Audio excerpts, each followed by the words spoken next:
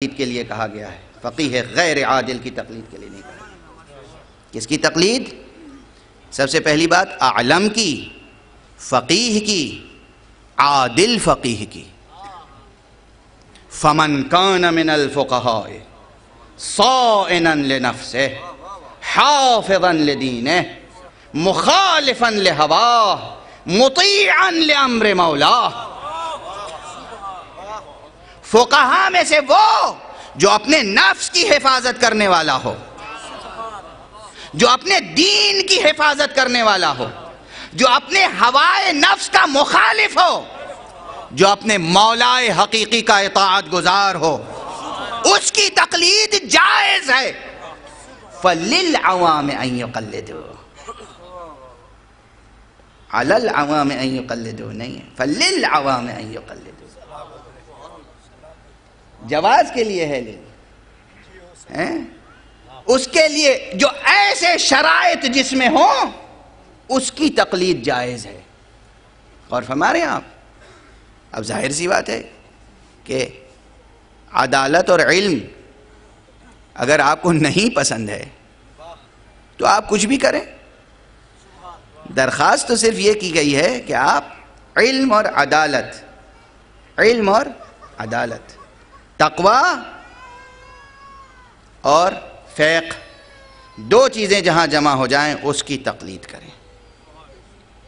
اور یہ دو چیزیں بالکل وہی صورتحال ہے کہ علم اور تقوی میں وہی رشتہ ہے، فقہ اور عدالت میں وہی رشتہ ہے جو علم اور عمل میں رشتہ ہے۔ تقوی نام ہی ہے علم کی روشنی میں عمل کا۔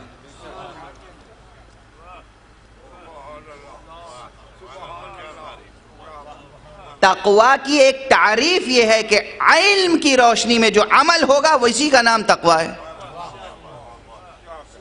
چونکہ جوہر کیا ہے تقوی میں؟ اب یہ بھی جو لوگ صرف ترجمہ دیکھ کے اجتہاد کرتے ہیں ان کے لیے کچھ کہنا پڑتا ہے۔ ہو سکتا ہے لفظ تقوی جا کے آپ عربی ڈکشنری میں تے کی تختی میں تلاش کریں، کیونکہ شروع میں تے ہے نا، وہ ملے گا نہیں۔ عربی ڈکشنری میں تے کی تختی میں تے کے باب میں تقوی نہیں ملے گا، واو میں ملے گا۔ یہ تقوی اصل میں وقوع ہے، پوچھ لیجئے، تشریف فرمائیں عربی صرف و نحو کے ماہرین یہاں پر۔ یہ اعلال صرفی، یہ پوری علم صرف پڑھیں آپ، عربی گرامر پڑھیں کہ کس طریقے سے صیغے بنتے ہیں، عربی ایٹیمولوجی اور عربی مورفولوجی جب آپ پڑھیں الفاظ کی تب سمجھ میں آئے گا کہ کس طریقے سے الفاظ کوائن ہوتے ہیں، بنتے کس طریقے سے ہیں، ورڈز کوائن کیسے ہوتے ہیں۔ تو تقوی وقوع سے بن گیا۔ تقوی اس کے روٹ ورڈ میں معنی ہے حفاظت کے، حفاظت، حفظان، بچاؤ، نقصان سے بچنا، برباد ہونے سے بچنا، ہلاک ہونے سے بچنا۔ تقوی کے معنی ہے بچنا، تقوی کے معنی ڈرنا نہیں ہے۔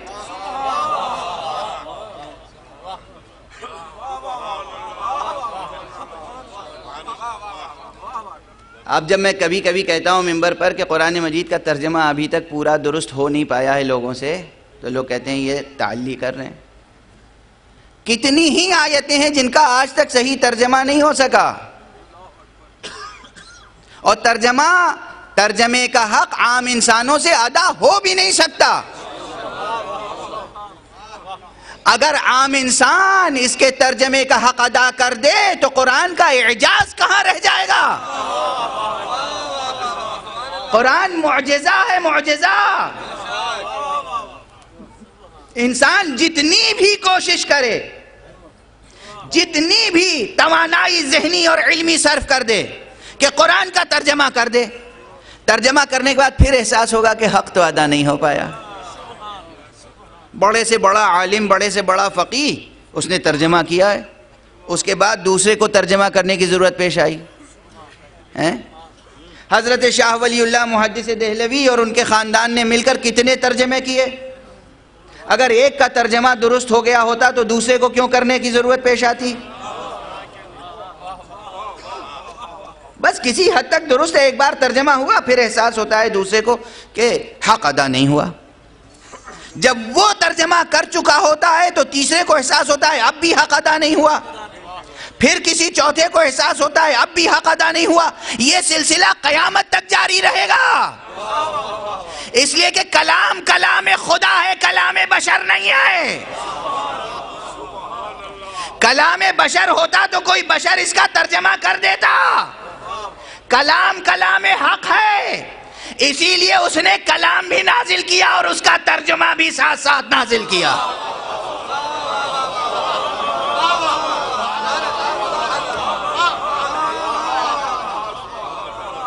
ترجمہ بھی اسی نے نازل فرمایا، اور چونکہ پورا ترجمہ ابھی سامنے نہیں آیا ہے، ایک ترجمہ پردہ غیب میں ہے.